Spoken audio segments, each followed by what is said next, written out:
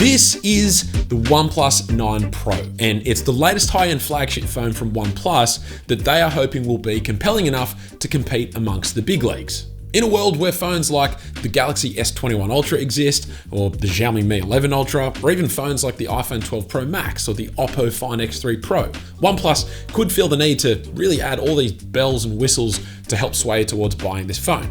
And yet what it really feels like is just a further refinement of their tried and true methods. And so it begs the question, are there enough reasons to make this phone worth getting?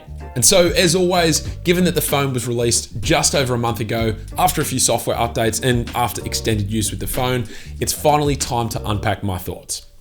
Let's dive in. Now, in terms of design, the first question I want to ask is this. Why do phone companies still persist with these glossy finishes on the back? That is a genuine question. 4 to 5 years ago, sure, matte finishes on the backs of our phones were pretty rare. But these days, so many phones have frosted matte glass finishes. Even OnePlus does them really well. And in fact, the pine green version of this phone has a matte finish. And let me ask you this, OnePlus. Have you ever seen a review of one of your phones where the reviewer has said they prefer a glossy finish on the back of the phone compared to a matte frosted finish? I feel like the answer is definitely not. I don't know, maybe they're cheaper to manufacture, or the numbers suggest that most average consumers prefer buying the glossy variants, but this is one that I can't really get my mind around. And to everyone thinking about getting a OnePlus 9 Pro who hasn't bought one yet, I would highly recommend going with the pine green version simply because it is the only variant that has a matte frosted finish on the back. The Morning Mist variant that I have, which I'll admit visually looks really nice, well, because of that glossy finish, it's just about darn well near the slipperiest phone I've used in a long time. It's honestly slipped out of my pocket and onto the couch more times than I feel comfortable with. And so given how expensive this phone is, I've actually started using it in a case from today's video sponsor, Rhino Shield.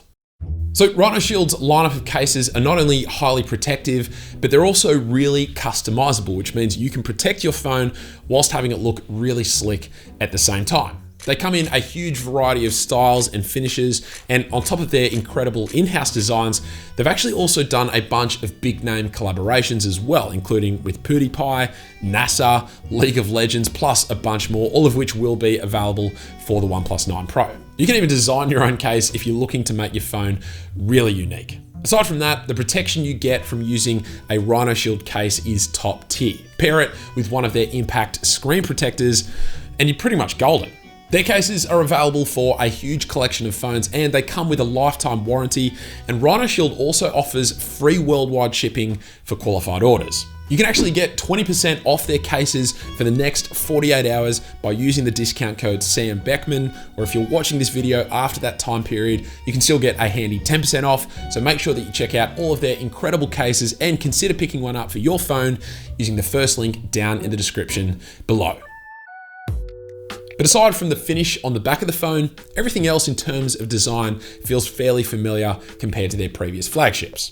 Though I will say the display is ever so slightly less curved compared to last year's OnePlus 8 Pro, which is something I have appreciated. And speaking of the display, the one on this phone does feel like a slight improvement over the already fantastic displays we've seen from OnePlus in the past. It gets quite nice and bright, it's really vivid and sharp, particularly if you set it to its max QHD plus resolution, but then more than anything, it's the fluidity of the display that makes the experience of using this phone so good. It's still a 120Hz panel, but now OnePlus calls it Smart 120Hz because it dynamically adjusts the frame rate to as low as 1 Hz depending on what the phone is doing. And I'd actually say that this is possibly one of the things that has been improved even further since launch, as I've not experienced any lags or moments where it's felt like the display has had to catch up with what I'm doing. So really an A, close to A+ score for me with this display, only coming down one notch given that other flagship displays can go even brighter.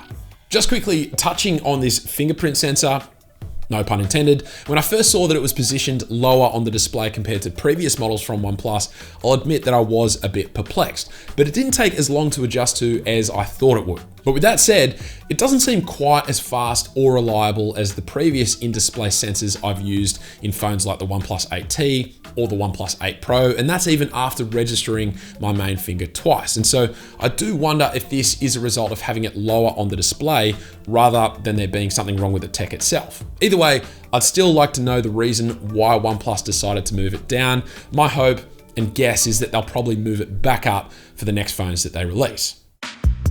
Now, as for haptics, man, are they great on this phone. Such a quality haptic motor is being used here, but what's even better, I think, is how OnePlus has refined their implementation of the haptics throughout the software experience. So things like feeling a bunch of little taps as you adjust the volume or brightness sliders, or even just the little taps you feel when swiping up into the recents menu or when you're typing. And the great thing is that they're subtle. They're not over the top like what I've experienced with past OnePlus phones, and it's this subtlety along with the fantastic hardware that makes the haptics so pleasing. As for software and performance, I'm not going to spend too long talking about this because I've raved about OnePlus software a lot in my past videos, but long story short, thanks to all the really fluid animations and just the overall optimization on this phone, put simply, it's incredible. Everything positive I've had to say about OnePlus software and performance over the past year is true about this phone, but just dialed up even that little bit further. But one area that has left a little to be desired is battery life. I've actually struggled almost every single day to get through to the end of the day without feeling like I should top it up. Like, I have made it to the end of pretty much every day, but that's by the skin of my teeth on some days, with the phone sitting at like 1 to 2% of battery life left when I'm going to bed. I thought perhaps dialing back the display resolution setting to Full HD would help, but to be honest, I didn't really notice a difference. One thing that might be causing an impact though is that OnePlus phones do have aggressive battery optimization, so much so that they've become somewhat infamous for how a lot of the notifications on OnePlus phones just don't come in because of the battery optimization that's occurring.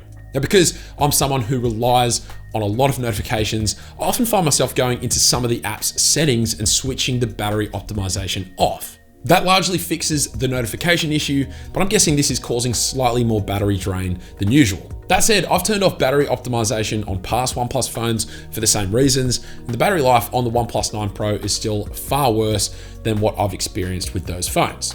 So whether this is something that can be addressed in another software update in the near future, maybe, hopefully. But right now, battery life has definitely been disappointing for me.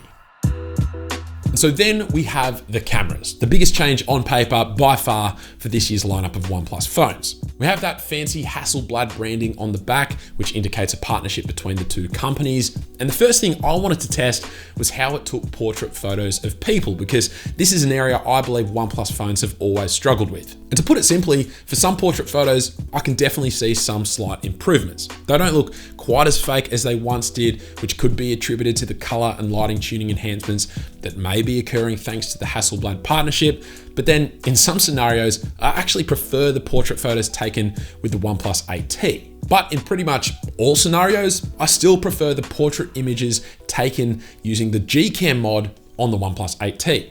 I even found a working mod for the OnePlus 9 Pro, which even supports the 3 different lenses, but it looks as though the HDR Plus mode isn't really working. So I wouldn't rely on it just yet for taking portrait images in extreme scenarios. But aside from portrait photos, in all honesty, I've always been pretty well satisfied with the non-portrait images OnePlus phones have taken in good lighting conditions. Compared to previous OnePlus phones, images taken with the 9 Pro are definitely consistently cooler in their color palette, and they're also a little flatter as well, which I kind of like. But really, in regards to images taken using the main sensor, a lot of it will just come down to personal preference. The ultra-wide lens, on the other hand, is where I can see pretty significant improvements in regards to both processing, but also just clarity. Images taken with this lens are consistently sharper and cleaner, and yet they still look more natural and less over-processed compared to photos taken using the ultra-wide lens on the OnePlus 8T, for example. I've also noticed some small improvements when it comes to video quality over past OnePlus phones, which I think is largely thanks to processing. Again, videos are slightly cooler and flatter, but still really nice and crisp. And I think there's also less noise in darker areas of videos as well. It's also really nice and somewhat surprising that we can now capture 4K 120 videos with the 9 Pro, and we can also capture 4K 60 videos using the ultra-wide lens, which past OnePlus phones couldn't do. And whilst 8K is certainly not for everyone, it at least means this phone is competing with the big leagues in pretty much all features related to video capturing. But is it the huge camera improvements OnePlus was promising us when these phones first launched? Well, I think with the ultra-wide, yes, it's probably one of the best ultra-wide lenses on any smartphone right now. But as for the main sensor, Not really. I mean, the photos are good, but they're still not top of the pack, and I'll be eagerly awaiting a working Google camera mod that has HDR Plus working properly, and I'll probably use that for photos I take of people going forward. And so there it is. That's my thoughts on the OnePlus 9 Pro a month after its release. Without question, this is a really great phone, and it might even be the one I continue using for the vast majority of this year. And whilst OnePlus are definitely moving in the right direction with what they're doing with the cameras on their phones, as evidenced with the OnePlus 9 Pro, I'd say that in terms of price, they are definitely moving in the wrong direction. If OnePlus can't find a way to keep a lid on these ever increasing prices, well, their phones are just going to become impossible to recommend, particularly at launch. Because no matter how good a phone might be and how impressive its feature set is, I will always search far and wide for phones that offer incredible value for money. And for each dollar over $1,000, that becomes an increasingly tougher and tougher job to do. A big thank you to Rhino Shield for supporting the channel. Don't forget to use the code Sam Beckman at checkout to get 20% off your order for the next 48 hours or 10% after that. But aside from that, hopefully you enjoyed the video. Thank you all very much for watching, and I will catch you later.